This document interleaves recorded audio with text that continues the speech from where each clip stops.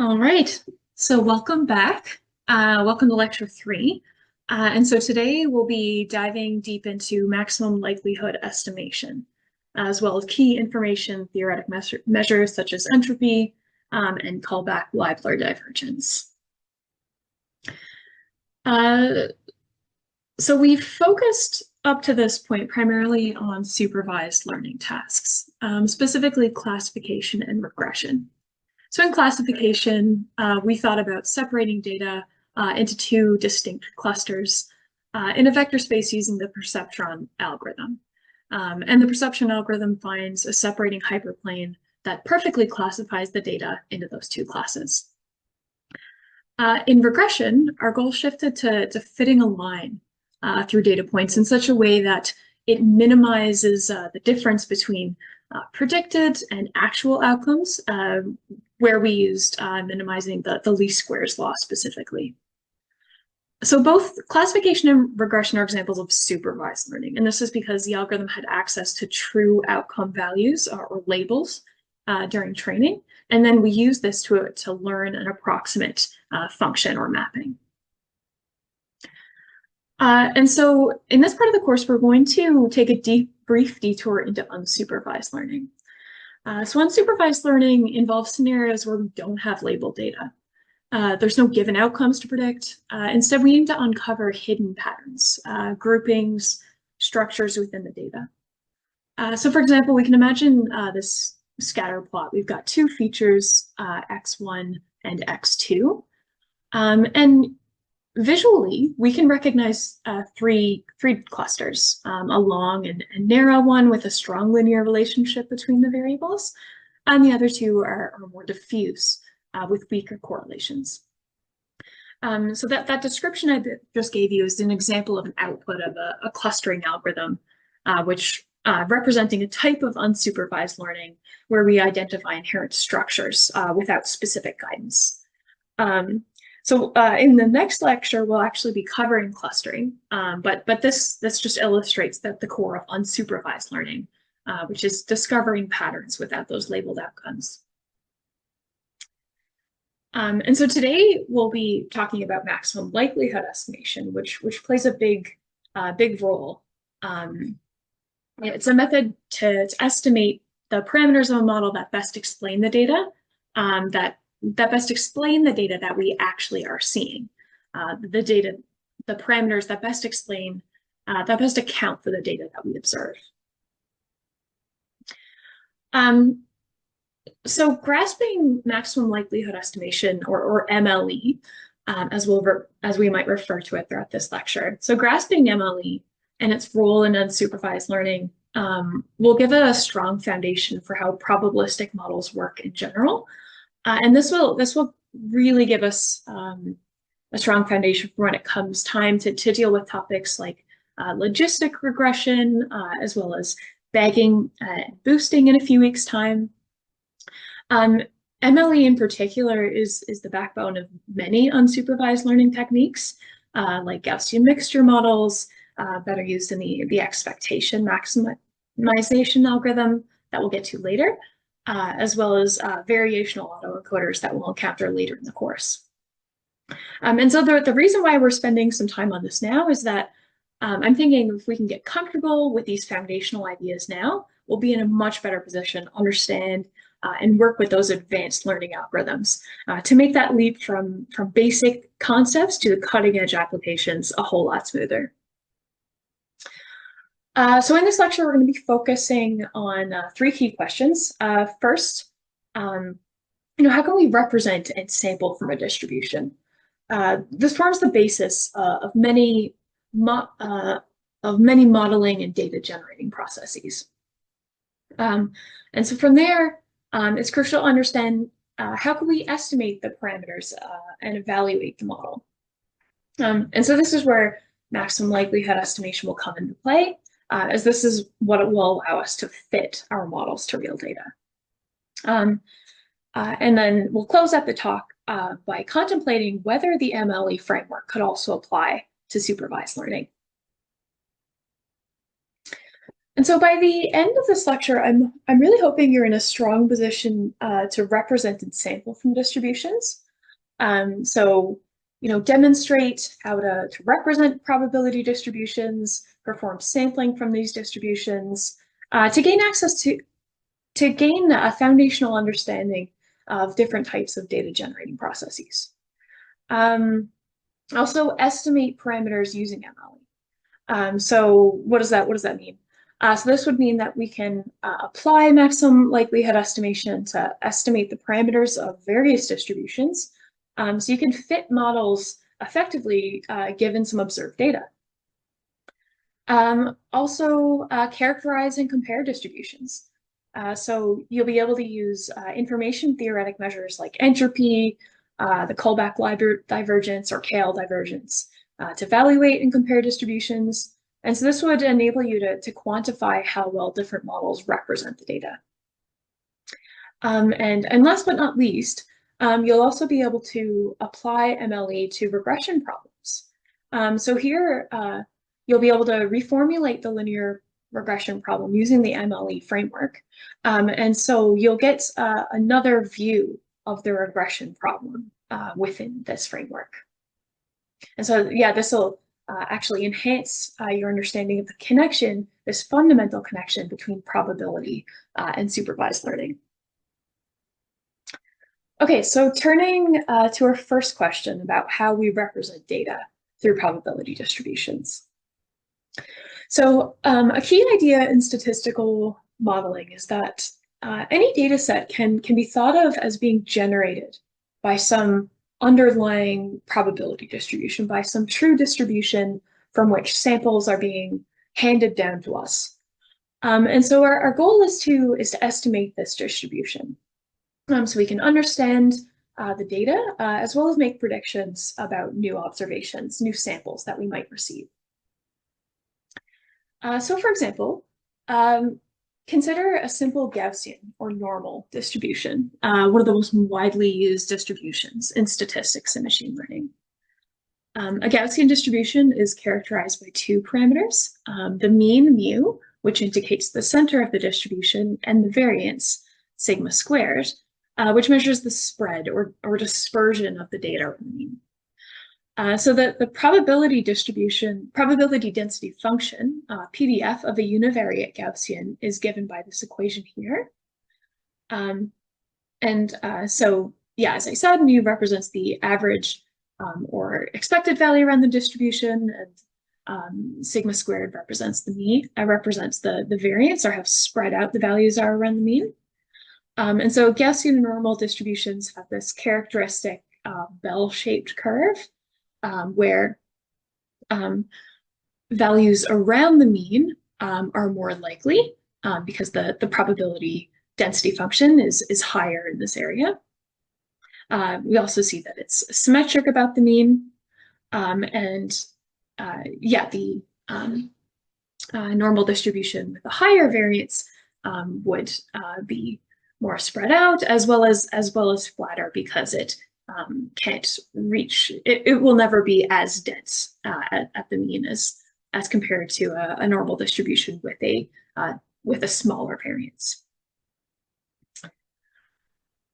So a critical property of a PDF is that the total area under the curve must sum to 1. And so this reflects the fact that the total probability of all possible outcomes is 1. So closely related to the probability density function, or PDF, is the cumulative distribution function, or CDF. And this shows the probability that a random variable x is less than or equal to some particular value x.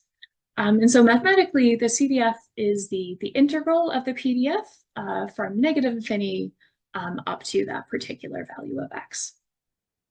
So the CDF starts near 0 and gradually increases to 1 as you move from left to right over the distribution.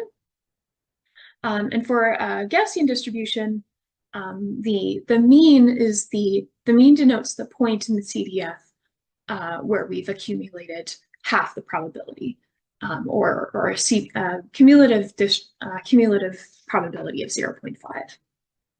And so for if we have a small variance, the CDF will increase quickly, whereas if we have a larger variance, the CDF will increase more slowly. So in terms of notation, we'll denote a continuous random variable by this capital letter X. And so we say that X follows a normal distribution with mu and variance sigma squared. And so this squiggly symbol here is used to denote that a variable follows or is drawn from a specified distribution. We could also say that X are realizations of the normal distribution. And so in this case, we say that random variable X is drawn from a normal distribution, normal or Gaussian distribution. And so the expectation of a random variable, which is often referred to as the first moment, is essentially the average value that the variable takes on, weighted by its probability density. So mathematically, the expectation of X is defined as the integral over the probability density function. The integral sums over all possible values of X, effectively calculating a weighted average, where each value of X is weighted by how likely it is to occur. So for practical purposes, and especially when dealing with data, we often estimate the expectation using a sample mean. So if we have a data set consisting of n observations, the empirical mean provides an approximation of that expectation. And this empirical mean is calculated by summing over all observed values and dividing by the number of observations to capture the average value in the data set. And so on the right-hand side of this slide here, I've got a histogram of data samples. Data samples drawn from a Gaussian distribution. And then the smooth curve represents the probability density function of the normal distribution, the theoretical PDF. And so conceptually, calculating the expectation can be thought of as finding the center of mass of this distribution. So each point's contribution is proportional to its probability density, represented by the height of the PDF curve. So in this way, expectation is kind of a weighted average, where the values are weighted by their probability density. In the case of the normal distribution, the mean represents the balance point where the distribution is centered. So for a Gaussian distribution, we call the mean and the variance sufficient statistics because they allow us to reproduce the characteristics of the data if they are known. So on a computer, we can do this with something called inverse transform sampling. And so how does that work? Well, suppose you have a random variable X that follows a normal distribution with mean, mu, and standard deviation theta.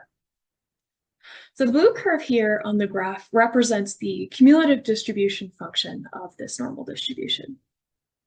The CDF shows the probability that the random variable X takes on a value less than or equal to a certain point. And so one way we can generate samples then is to actually generate a random number from a uniform distribution over the interval 0 to 1. So I've got this shown on the y-axis on the left-hand side of this plot here. And so a uniform random variable is evenly distributed across this range, meaning that every value between 0 and 1 is equally likely. And so we use the uniform random number as an input to the inverse of the CDF. And so what this means is that we essentially look up the uniform value on the y-axis of the CDF. So for example, if our uniform sample is 0.7, trace horizontally across until we hit the CDF curve, and then project down to the y-axis to find the corresponding value of x. So this would be the sample that would actually be outputted by our generator. So yeah, the point where the line intersects the x-axis gives us the sample from the target distribution, which is in this case the normal distribution. And then we repeat that process to generate a series of samples that follow the shape of the target distribution. So yeah, pick another sample from a uniform distribution, project that down, we get our sample from the Gaussian. Do another one, and then we'll get another one from the Gaussian distribution. And so the reason why this works is that where the CDF curve is steeper, more samples will map to closely spaced values on the x-axis. So this will reproduce the shape of the density of the normal distribution. So essentially, the slope of the CDF determines the density of the generated samples. Steeper slopes indicate regions where the normal distribution is denser, therefore more likely to produce samples, such as near the mean. So this technique is not limited to normal distributions. It can be applied to any distribution, or many distributions, I should say, making it a versatile tool in simulations, statistical modeling, and various computational applications.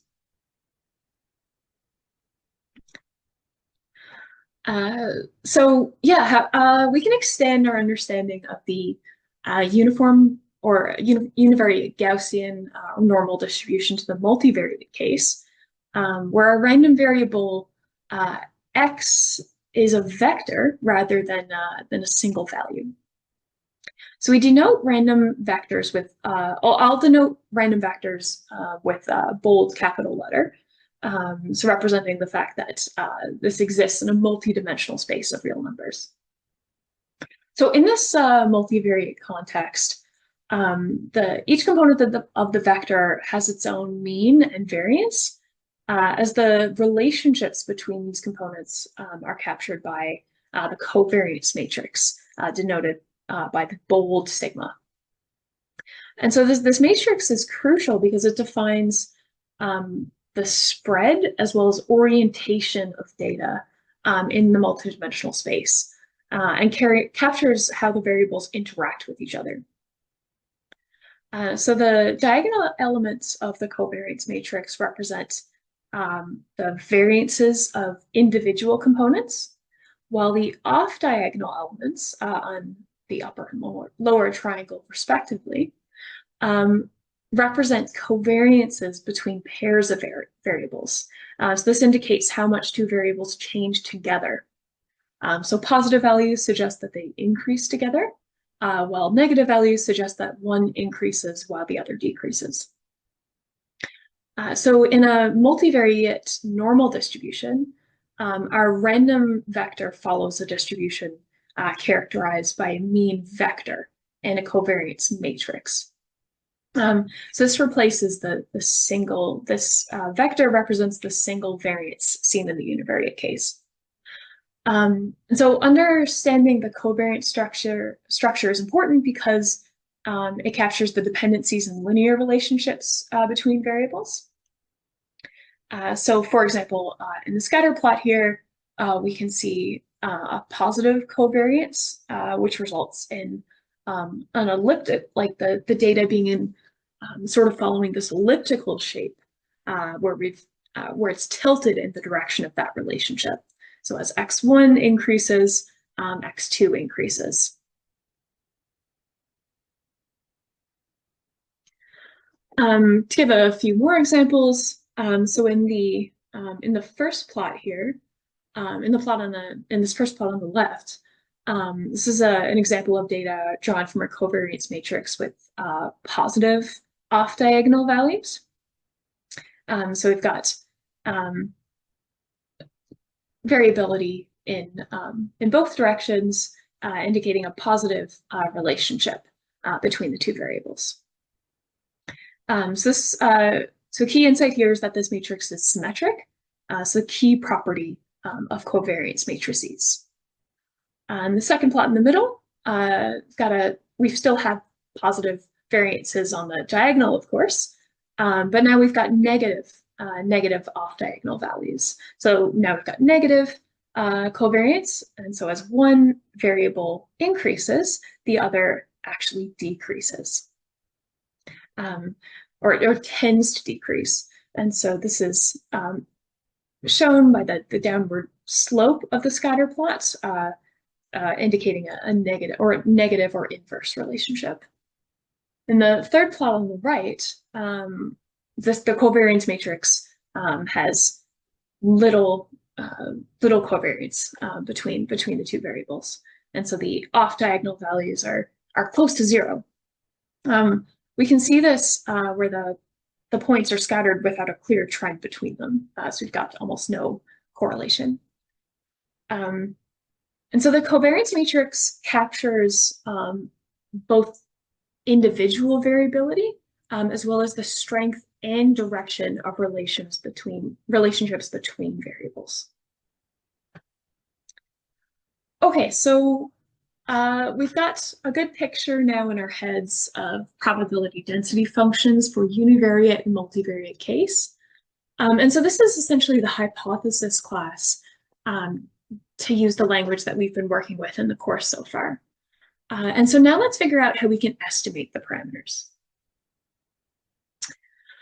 So in many cases, we deal with multiple random variables simultaneously. And this requires understanding their joint distribution. So the joint probability distribution describes the probability of observing a combination of values for these variables. So for example, the joint distribution of two variables, x1 and x2, can be decomposed into the conditional probability of x2 given x1 and the marginal probability of x1. If x1 and x2 are independent, though, the joint probability simplifies to a simple product. So an example of joint probability involving independent events is flipping a coin. Right, each flip is an independent event, meaning that the outcome of one flip doesn't influence the outcome of the next.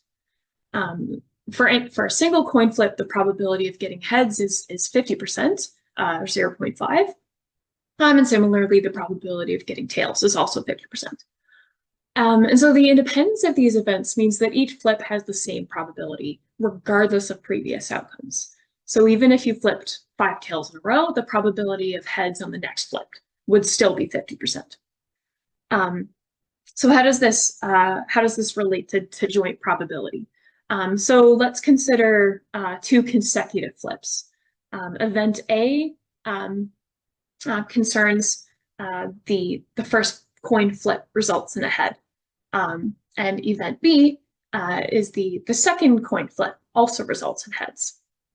Event A and event B both occur with 50% probability, and so because event A is independent, event B, or because event A is independent event B, we can simply multiply those probabilities together. So 0.5 times 0.5 is 0.25.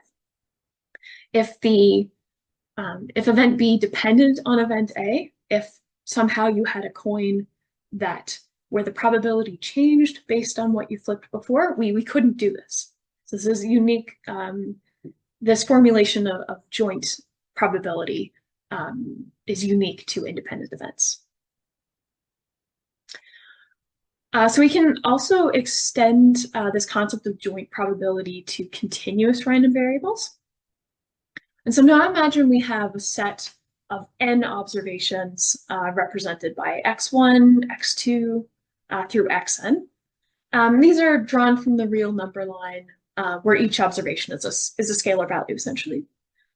And so let's further assume that these observations are independent realizations from a univariate Gaussian distribution with some unknown mean and variance. With some mean and variance. And so for each observation, the probability density is given by the standard Gaussian density function. which indicates how likely it is to observe a specific value given the mean and variance. To find the joint density of all observations, we multiply the individual densities together. And so this multiplication basically, so to find the joint density of all observations, we multiply the individual densities together. And so this is the meaning of this large pi symbol here. And this denotes the product over the elements. So similar to the summation operator that we've seen, but now we do the product. So this multiplication essentially combines the chances, or the density of each observation given the distribution's parameters into an overall joint density. So for example, suppose we have 3 observations or 3 samples denoted by these 3 X marks here, which correspond respectively to densities of 0.36, 0.36, and 0.1 or 0.31. The joint density of these observations would then simply be the product of their individual densities. So which would give us 0.04. And so it's important to remember that this value is a density, it's not a probability. So it indicates the concentration of probability mass around these values. So one quick way to remember why this isn't a probability is because probability densities can actually be greater than 1. You could have a lot of probability mass very highly concentrated into a very narrow range over your probability density function, over the domain of your probability density function. And so in that case, you could actually have a density greater than 1. And because of this, your joint densities could also be greater than 1.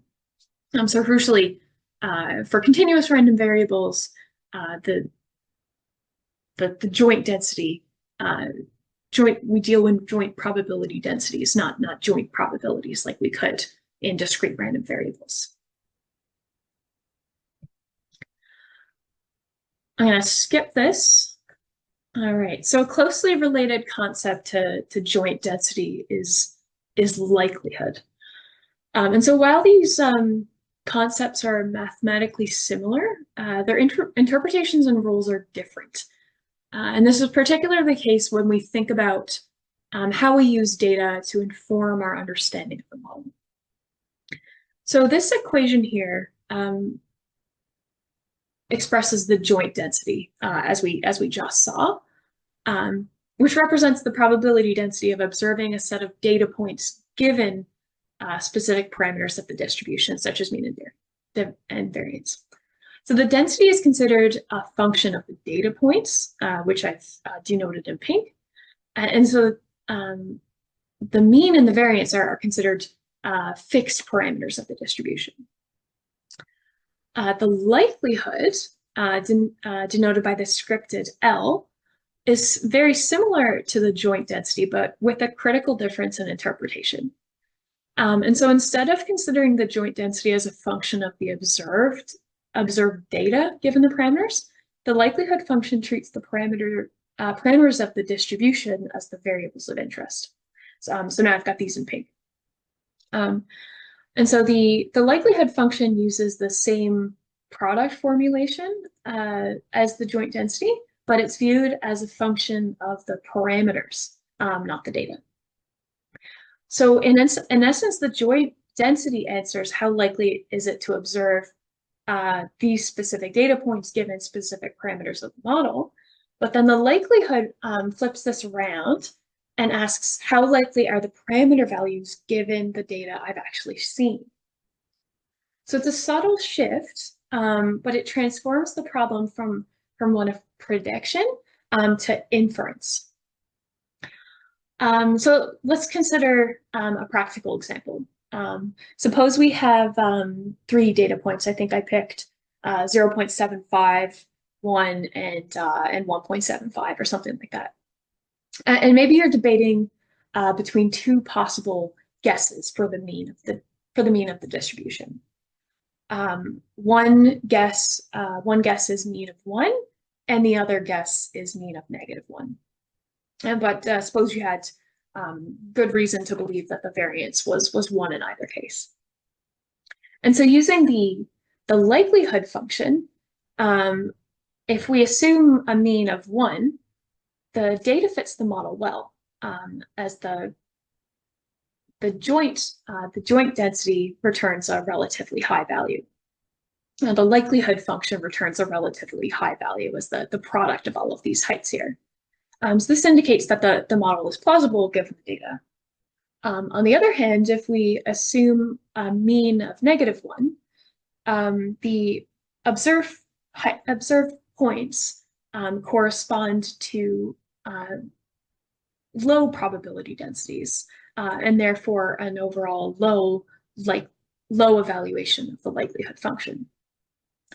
So this set of parameters, this choice of mean is less plausible given the data we've seen. All right, so now we're ready to get at the central idea of today's lecture, which is maximum likelihood estimation, or MLE, as I've been referring to it from time to time. And so this is going to allow us to move beyond comparing those discrete guesses like we did in the last slide to find the best parameters given the data.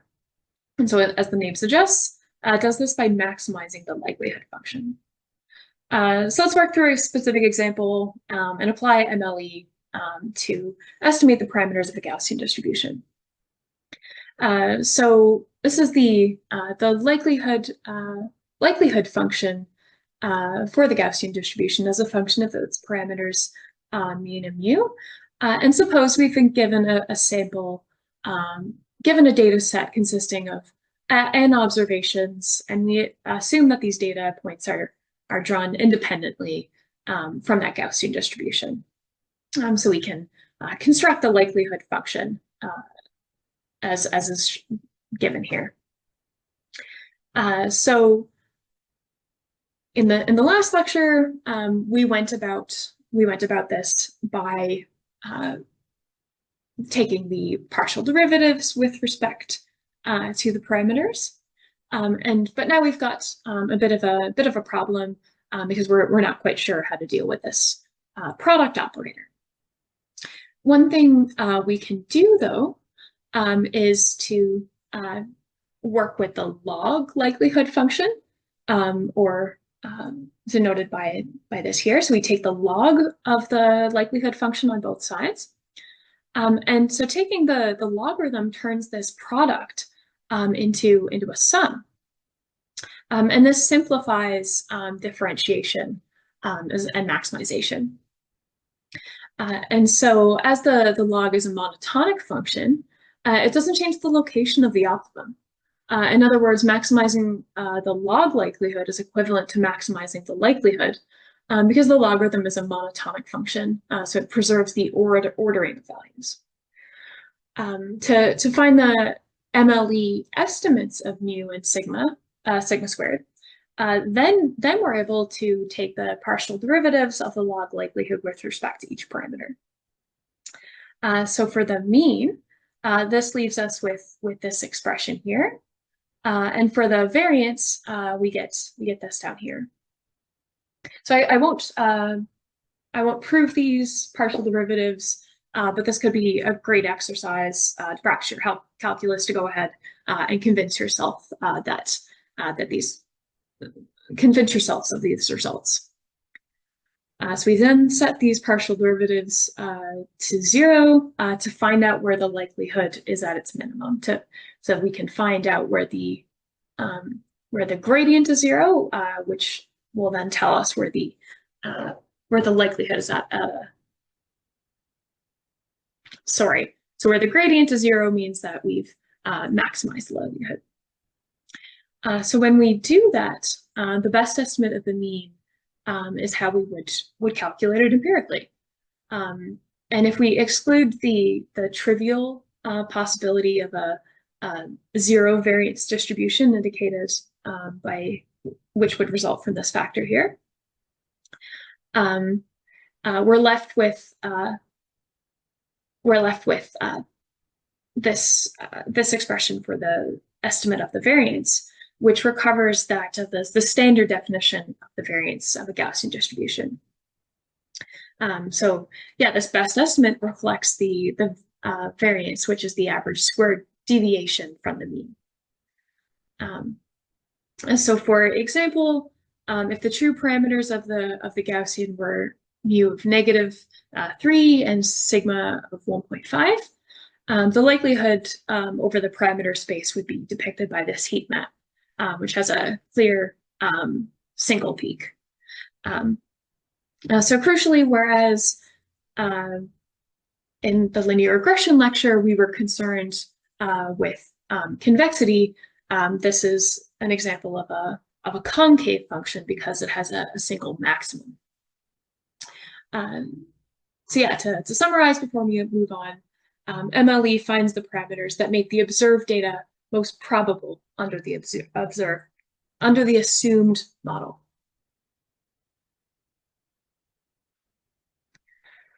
All right, so we've used MLE to essentially find the most probable explanation for our data.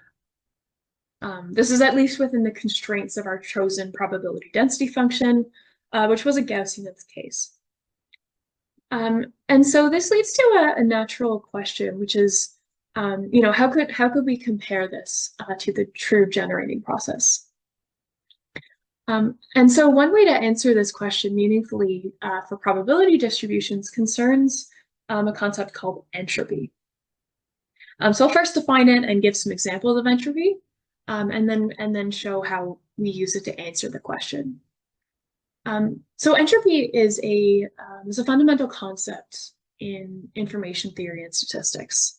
It quantifies the uncertainty or randomness inherent in a distribution. It tells us how unpredictable the outcomes are, how spread out we would expect them to be. So yeah, for example, in a perfectly predictable system, entropy would be low, whereas in a highly uncertain system, we'd have high entropy. So the entropy of a random variable x is denoted h of x. It's mathematically defined as the expected value of the negative logarithm of the probability density or mass function. So for discrete random variables, this means that entropy is computed using a summation over all possible outcomes of x. This is the probability of the discrete outcome xi. So each of the possible outcomes contributes to the overall uncertainty of the distribution. On the other hand, for a continuous random variable, the entropy is defined using an integral over the domain of x. So this accounts for the continuous nature of the variable. Yeah, in this case, P of x denotes the probability density function of the random variable x. The meaning of entropy is probably easiest to grasp with a few examples. So for example, if the continuous random variable x follows a normal distribution with mean and variance sigma squared, it can be shown that the entropy has this closed form expression. So this reveals that the entropy of a Gaussian distribution depends only on the variance and not the mean. And this is because the mean represents the center of the distribution, doesn't affect the spread, doesn't influence the level of uncertainty. And yeah, in terms of the effect of sigma on entropy, yeah, we can see that has a logarithmic relationship to the variance. And so yeah, if we were to plot this out, this means that entropy starts near zero when variance is close to zero, and then increases monotonically as sigma grows. But for low values of variance, this has a huge effect on entropy initially, and then tapers off for larger values of variance. As another example, we could consider a discrete random variable, for example, which is known as the Bernoulli random variable. So a Bernoulli random variable models a simple binary outcome, such as the coin flip that we saw earlier. In this case, there's only two possible outcomes. Either x is 1 with probability p, and then x of 0 is 1 minus p. And p can take on values over the range of 0 and 1, and so this allows the total probability over the outcomes to be equal to 1.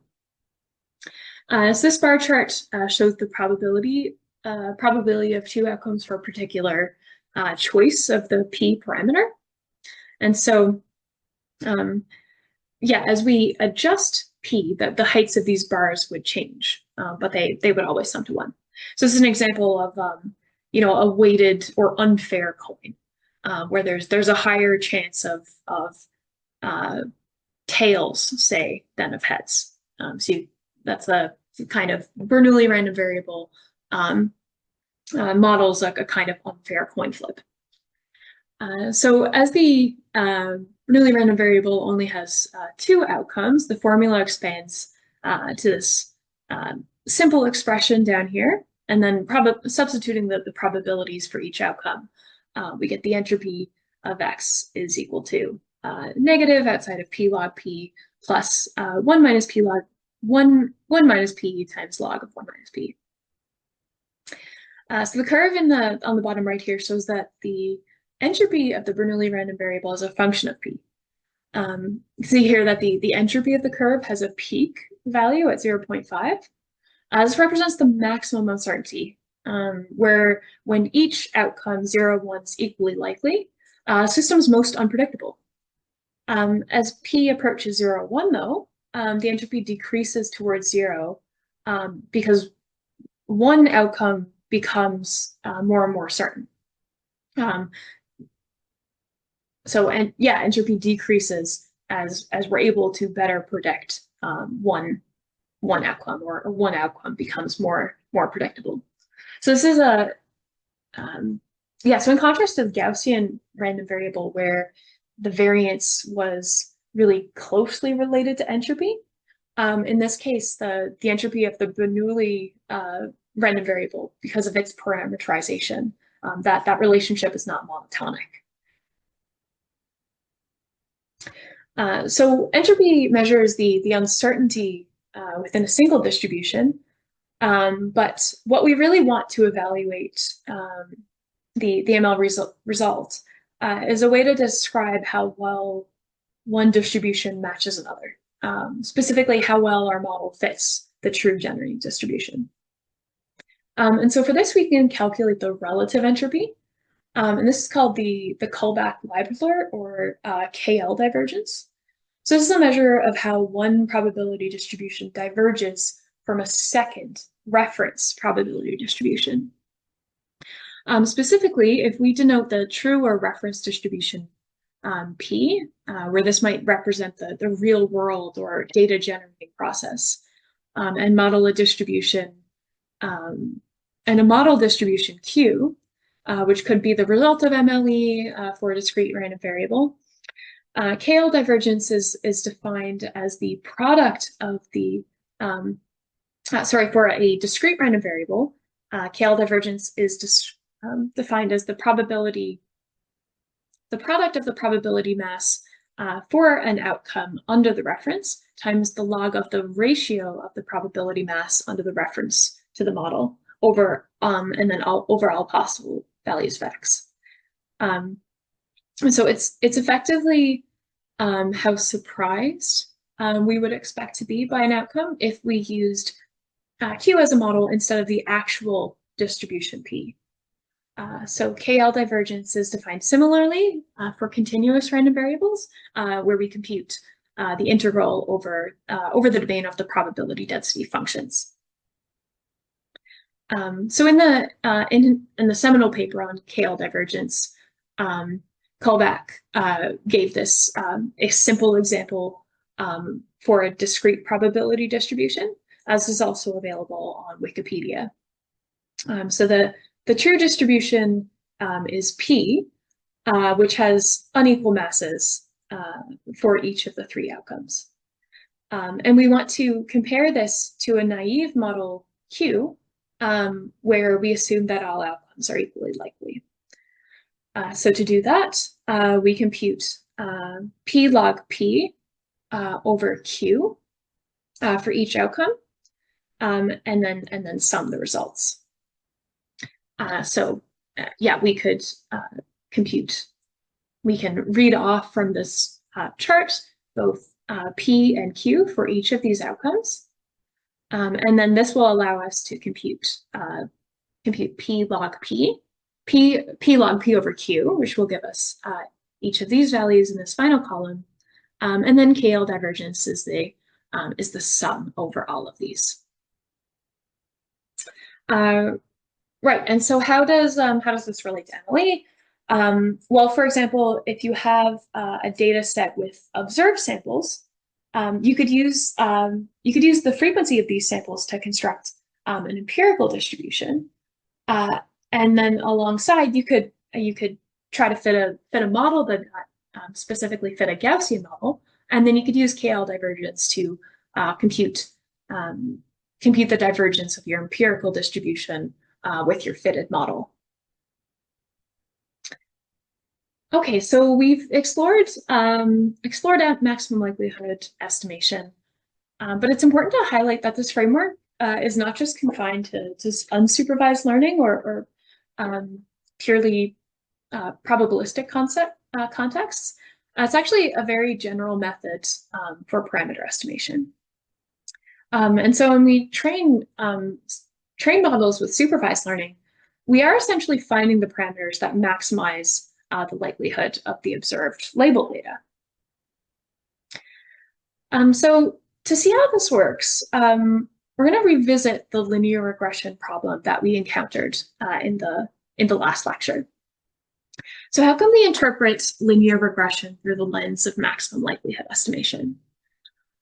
So now so what we can do is, instead of seeing the outcome Y as a set of fixed values, we can now think of Y as a random variable that follows a normal distribution.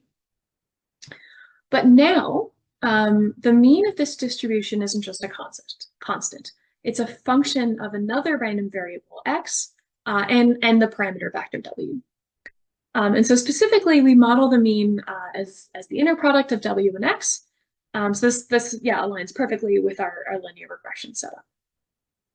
So we're essentially saying that each observed value of Y is generated from this normal distribution centered around our predicted value, plus or minus some normally distributed noise that accounts for the variability around the line. So this is shown in this figure here. So what we're saying is that each observed value Y is drawn from a distribution centered at the mean, which is the dot product between the input variable X and our parameter variable W, and then it's drawn from a distribution with some variance around that mean. And so to move forward with this framework, we can take the next step by constructing a likelihood function that captures the probability of observing our data given the parameters W and variance sigma squared. So to align with the notation that we had in the last class, we'll use Z to denote the set of outcomes Y, and A, which is the N by D matrix of feature vectors. And so to restate, our goal with MLE is to maximize this likelihood, which is the same as finding the set of parameters that make our observed data most probable under the model. Okay, so to maximize the likelihood with respect to the parameter vector W, our goal is to find the set of parameters that make the observed data most probable under our assumed model. And so this top equation here specifies the likelihood function for a Gaussian distribution. And so we can first take the logarithmic transform as we did before. And this simplifies our calculations since working with logarithms turns the product of probabilities into a sum. So it makes the math a bit more manageable. So our objective is to maximize this expression, which is equivalent to minimizing the negative log of the likelihood function. So we're just flipping the sign. And so starting from this negative log likelihood expression, we take its partial derivative with respect to parameter w. The first term drops off because it doesn't depend on w, and this leaves us with a squared term involving the squared difference between the observed values and the predicted values scaled by the variance.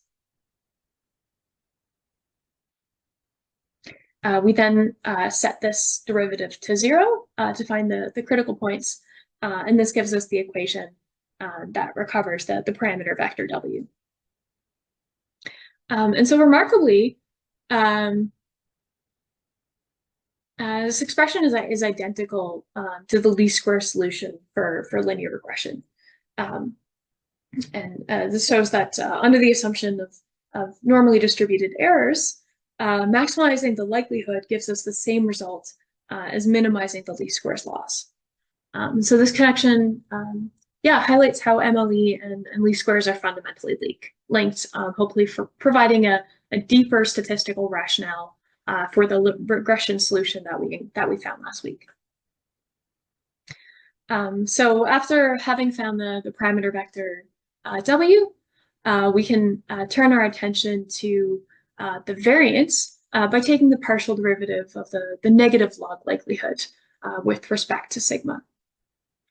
And so the first term of the negative log likelihood involving the logarithm of the variance term simplifies due to the rules of differentiation of logarithmic functions that I've shown here on the right, and contributes a negative term proportional to the number of observations divided by sigma.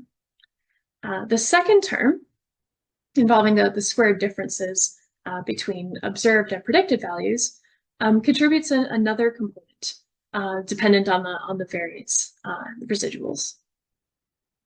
And so by setting this derivative to 0, we can actually isolate the variance term, leading us to an expression where the estimated variance is equal to the average of the squared residuals, or the mean squared error between the observed values and the predicted values from our model. So the MLE estimate of the variance captures the average deviation between the observed data around our fitted regression line. The variance of the estimation is tightly linked to how well our model fits the data. Right, so what does this all mean? Well, under the assumption of normally distributed errors, least squares regression is essentially maximizing the likelihood of the observed data. This means that when we perform linear regression, we usually think about finding the line that minimizes the sum of errors between our observed data points and the predicted values on the line. So we want to minimize the distance between a point, an observed point, and this line. So we want to minimize this vertical distance in linear regression. But we can also look at this from a probabilistic perspective. And so if we assume that the errors or residuals are normally distributed around that regression line with a constant variance, we can think about regression as maximizing the heights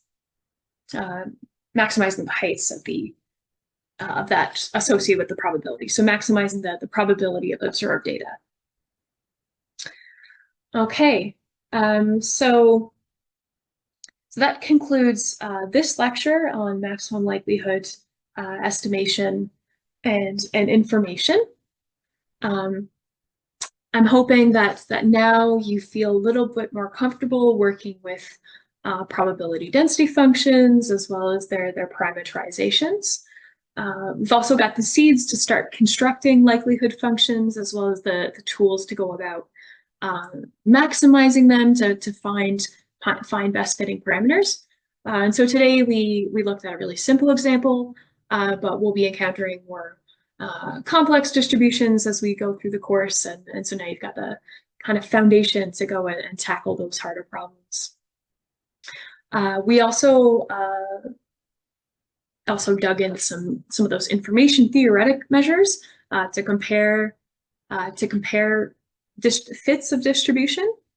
And finally, we encountered, I guess, this fundamental connection between linear regression and maximum likelihood estimation.